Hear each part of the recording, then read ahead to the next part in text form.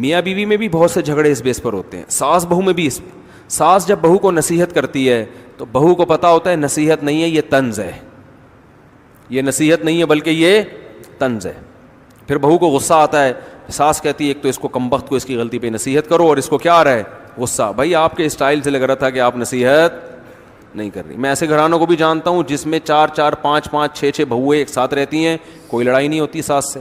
اور ایسے گھرانوں کو بھی جانتا ہوں جس میں ایک ہی بہو ہے اور جینا حرام ہوا ہے, 2 بہویں 3 بہویں حرام.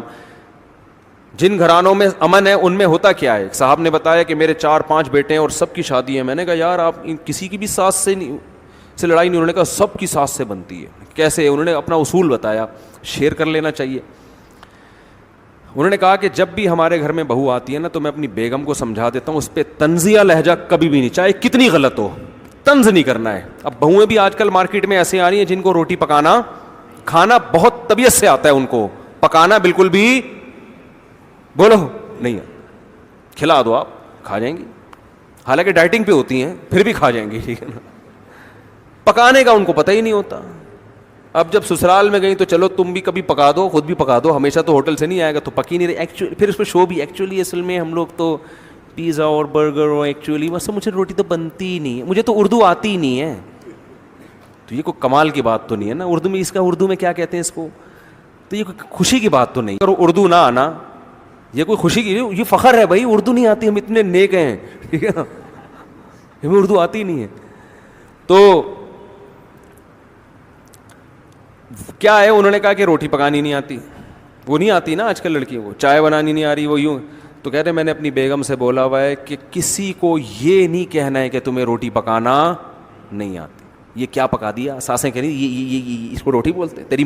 پھر پتہ ہے کیا ہے, تیری ماں نے, تمہاری ماں باپ نے تمہیں اتنا بھی نہیں سکھایا, تمہارے والدین نے تمہیں اتنا بھی نہیں سکھایا.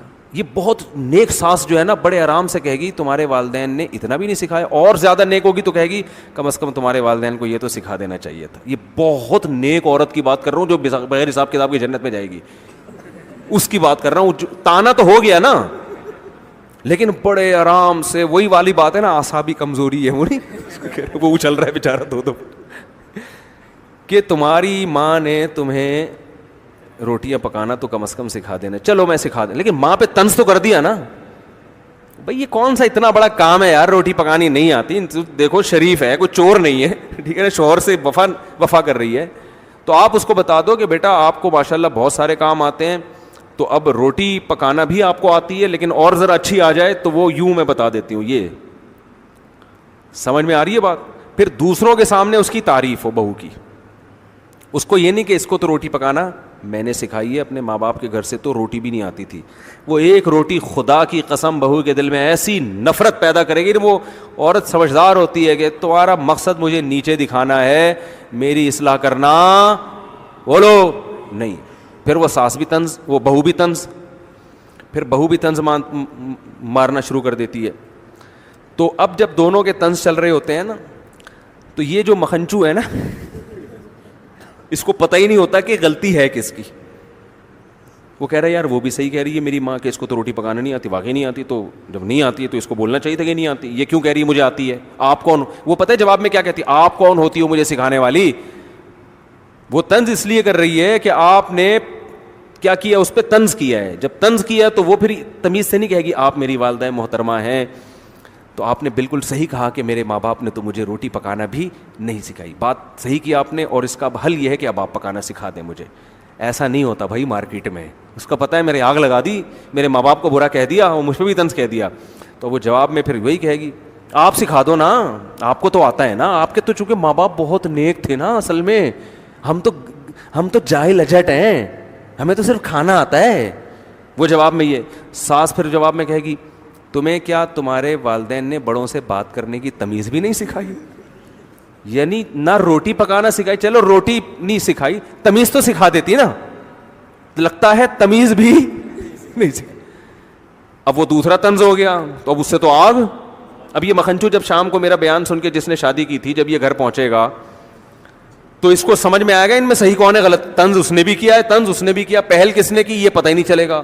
اور خدا کی قسم قیامت آ جائے گی, عورتوں کی لڑائی میں یہ فیصلہ کرنا کہ ان میں صحیح کون ہے غلط کون ہے, کسی کے باپ, کوئی کائنات میں ایسا انسان کا بچہ پیدا ہوا ہی نہیں ہے. اس کا حل جب میرے پاس آتے ہیں میں کہتا ہوں الگ کرو ان دونوں کو, بہو کو الگ رکھو, ساس کو الگ رکھو. کہہ رہے نہیں میں چاہ رہا ہوں کہ جو غلطی ہے اس کو سزا. میں نے کہا یہ تیرا باپ فیصلہ کرے گا کہ غلطی کس کی ہے؟ یہ فیصلہ کون کرے گا؟ دونوں ایسے ہی بولیں گے, ایک تو بات کاٹیں گی, ادھر لے جا کے سنو گے اس کی, ادھر لے جا کے سنو گے, نہیں ہو سکتا فیصلہ بھائی. وہ رائی کا پہاڑ بناتی ہیں خواتین, اتنی سی بات کو بڑھا چڑھا کر. اور پھر ساس بہو میں ایک دفعہ یہ پیدا ہو گیا نا کہ یہ مجھ سے نفرت کرتی ہے, مجھے نیچا دکھانے کی, اور پھر اب تو ہر بات میں یہی ہوگا. اب تو اب یہ آٹومیٹک ہو گئے ہیں. ٹھیک ہے, ابھی ایسے جیسے آٹومیٹک گاڑی آپ نے چلا کے چابی اندر بھول گئے, دروازے لاک ہو گئے, اب کھڑے ہو کے دیکھو اب یہ کیا ہو رہی ہے, جا رہی ہے, اب نہیں رکے گی یہ. اب آپ تماشا دیکھو. تو اس لیے میں کہتا ہوں تمیز سے رہنے کا طریقہ کیا ہے, پہلے اپنی بیگم کو بتا دو بہو آ رہی ہے, طنز بالکل نہیں کرنا. نہیں آتی روٹی پکانا تو بولو بھائی کوئی بات نہیں بیٹا, یہ تو ہوتا ہے, ہمیں مجھے بھی نہیں. جھوٹ بول رہا ہے یار تھوڑی دیر کے لیے, بیٹا مجھے بھی نہیں آتی تھی, مجھے میری ساس نے سکھائی. کیا بات ہے, ایسے جھوٹ تو چلتا ہے, یہ تو ثواب ملے گا ایسے جھوٹ پہ. اور یہ 100% جھوٹ بھی نہیں ہے, کچھ نہ کچھ تو سکھایا ہوگا نا اس نے, تو تھوڑا سا بول دو اور وہ بھی اس کو بھی سکھا دو. تو ایسے گھر جنہوں نے شروع میں کنٹرول کر لیا نا, ان کے گھر جنت بنے ہوئے ہیں. 4 5 بہویں ایک ساتھ رہتی ہیں اور کوئی طنز نہیں ہوتا. اور ایسے گھر بھی الحمدللہ ہمارے معاشرے میں تھے کہ 4 بیٹے اور بہویں 6, پھر بھی الحمدللہ وہ چل گئے کسی نہ کسی درجے میں. خیر, تو طنز نہ کرو. طنز سے معاملہ کیا ہوتا ہے؟ طنز تو جب لڑائی کرنی ہے پھر طنز ہے. وہ بھی ایک موقع آتا ہے کہ جب پھر تانے طبیعت سے دیا کرو. جب پھڈا ہی کرنا ہے, اب توڑنا ہی ہے, تو پھر چلے گا نا طنز. تو حتی الامکان, اسی وجہ سے میں اس کا بالکل قائل نہیں ہوں جوائنٹ فیملی کا اس زمانے میں, کیونکہ پتہ ہی نہیں چل رہا ہوتا. جو مظلوم ہوتی ہے وہ ظالم بنی ہوئی ہوتی ہے, جو ظالم ہوتی ہے وہ مظلوم بنی ہوئی ہے, تو پتہ ہی نہیں چل رہا ہوتا. بھائی تمیز سے الگ رکھو, اماں کو ملاؤ, جیسے ہی لڑنے لگو بولو اماں آپ کا گھر وہ ہے, آپ کا گھر وہ ہے. پھر بھی جوائنٹ فیملی ایک اللہ کی نعمت ہے, بشرطے کہ تمیز سے رہیں.